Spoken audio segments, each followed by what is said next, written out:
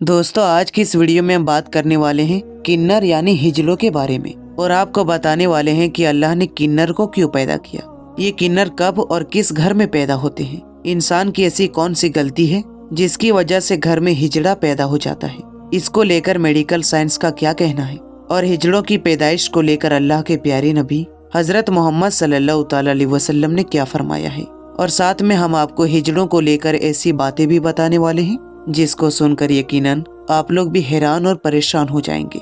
इसलिए आज का ये वीडियो आप सभी के लिए बहुत ही खास है। आप इसको आखिर तक जरूर देखें और मेहरबानी करके शेयर भी कर दें ताकि और भी लोगों के पास में ये वीडियो पहुंच जाए। तो चलिए दोस्तों, शुरू करते हैं। आपने अपनी जिंदगी में कभी न कभी किन्नर को यानी एक हिजड़े को जरूर देखा होगा, किसी शादी ब्याह में नाचते गाते भी या फिर किसी ट्रेन वगैरह में भीख मांगते हुए।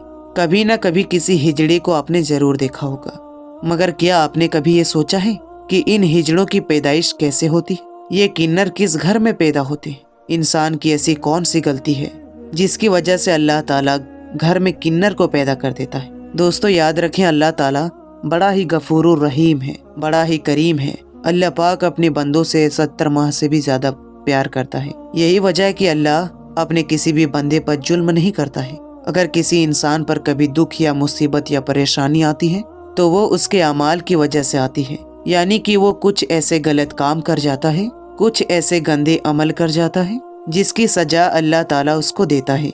ऐसा ही कुछ किन्नरों की पैदाइश के साथ है।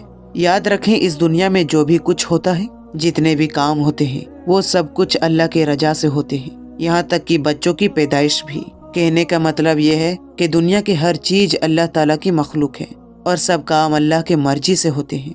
मगर कई बार हम ये भूल जाते हैं, ये किन्नर यानी ये हिजड़े भी अल्लाह पाक की मखलूक हैं, इनको भी अल्लाह ने ही पैदा फरमाया है। इस बात को भूलकर हम किन्नरों को लानत समझने लगते हैं और इनको बुरा भला बोलने लगते हैं। याद रखें, अगर कोई किन्नर मोमिन है, अगर कोई किन्नर इस्लाम में दाखिल है तो फिर उस पर नमाज रोजा सब कुछ वाजिब है। दोस्तों, ये किन्नर दो किस्म के होते हैं। एक वो होते हैं जो औरतों की तरह ज्यादा माइल होते हैं, यानी कि उसका नक्शो निखार बिल्कुल औरतों की जैसा होता है, उसके अंदर जो चीजें होती हैं वो औरतों से ज्यादा मिलती जुलती है। और एक किन्नर वो होते हैं जो मर्दों की तरह दिखते हैं, जिनकी हरकतें मर्दों की जैसी होती हैं, वो औरतों में कम मिलते हैं। इस तरह से किन्नर दो तरह के होते हैं। जो किन्नर नेक होते हैं, मोमिन होते हैं, उन पर नमाज रोजा सब वाजिब होता है। अगर कोई किन्नर नेक काम करते हुए इस दुनिया से रुखसत हो जाता है तो मरने के बाद अल्लाह ताला उसको जन्नत अता करता है। दोस्तों, ये हिजड़े हमारे मुआसरे का वो मजलूम तबका है जिनको लोग हिकारत भरी नजरों से देखते हैं, यानी कि इनको हमेशा हिकारत के नजरों से देखा जाता है।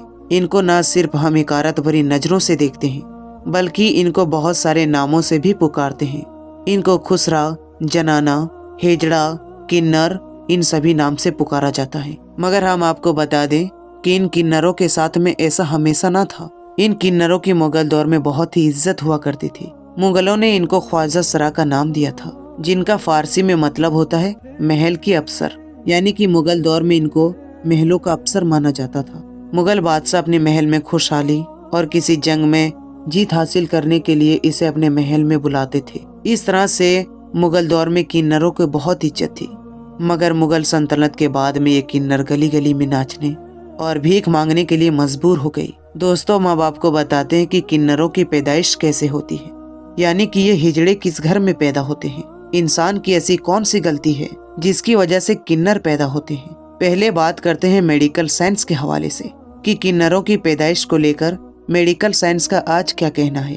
उसके बाद में हम आपको इस्लाम के हवाले से इसके बारे में बताएंगे। अगर हम मेडिकल साइंस की बात करें तो इनका कहना है कि ये किन्नर एक्स और वाई की क्रोमोसोम्स की गड़बड़ी होने से पैदा होते हैं। जैसा कि हम सब लोग अच्छी तरह से जानते हैं कि एक्स और वाई ये दोनों ही मर्द और औरत की पैदाइश का सबब बनते हैं, लेकिन अगर किसी वजह से इनमें गड़बड़ी हो जाए तो मेडिकल साइंस के हवाले से किन्नर पैदा होते हैं, यानी वो ना मर्द होते हैं और ना ही औरतों में शुमार होते हैं। दोस्तों, इस दुनिया में किन्नरों की पैदाइश को लेकर आज भले ही मेडिकल साइंस अपने आंकड़े और अपने हिसाब देती हो, लेकिन कुरान पाक ने किन्नरों की पैदाइश के बारे में आज से 1400 साल पहले ही बता दिया था।